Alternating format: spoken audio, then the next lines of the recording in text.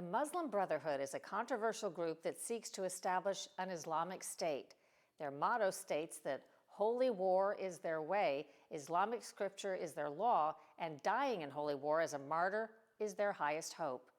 President Obama engaged them, but President Trump recently declared some parts of the Muslim Brotherhood to be terrorist organizations.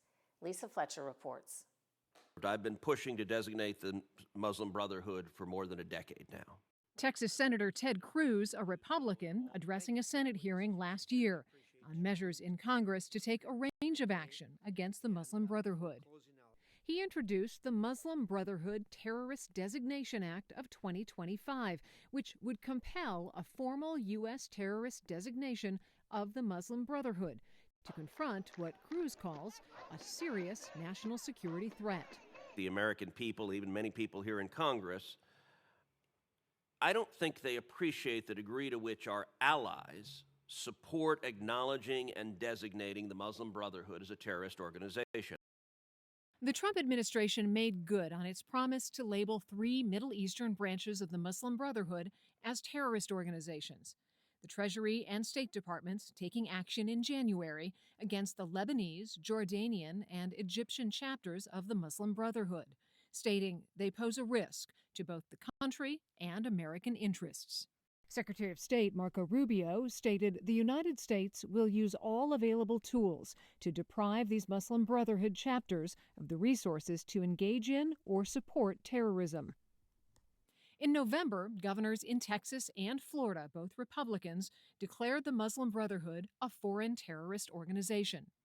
At issue is the nature of the Muslim Brotherhood, founded nearly a century ago in Egypt and viewed as a radical threat due to its historic anti-Semitic rhetoric, views of the West as a corrupting force to be resisted through jihad or holy war, and promotion of strict Sharia-based governance, where Islamic law rigidly dictates all aspects of life, with harsh punishments like stoning, amputation, and flogging, mandatory veiling of women, gender segregation, bans on alcohol, and prioritizing religious authority over all other. What's the danger of the Muslim Brotherhood and its associated parties having influence in the United States? They seek to move the discourse in certain directions that are favorable to themselves. They seek to influence foreign policy. They seek to influence security policy. Alberto Fernandez, a former U.S. ambassador, directs research and analysis at the Middle East Media Research Institute in Washington, D.C. Leave the Islam aside for a moment. Think of it as a political institution or organization that works at different levels. It works at multiple levels to influence society, especially looking at, in any society, of where public opinion and where influence is key.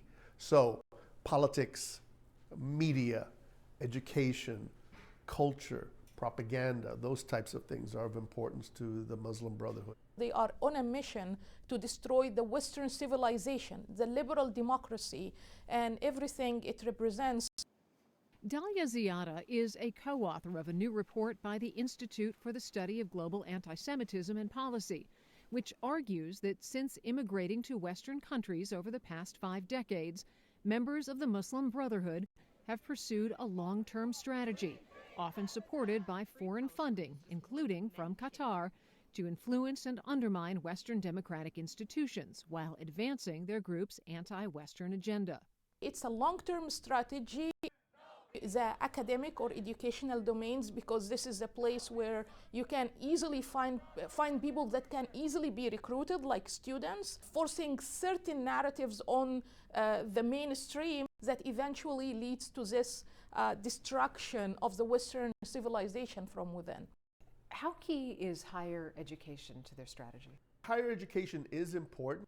I think you saw this during the turmoil of the university campuses that we saw after October 7th. So it's kind of working with people who may be leftists or who may be, different types of progressive or whatever, on issues that they care about. Up with liberation! Up with liberation! With that terrorist designation now official, U.S. universities may suddenly find themselves on notice, facing legal exposure and reputational risk for inviting, funding, or employing individuals tied to the Muslim Brotherhood. In Washington, D.C., I'm Lisa Fletcher for Full Measure.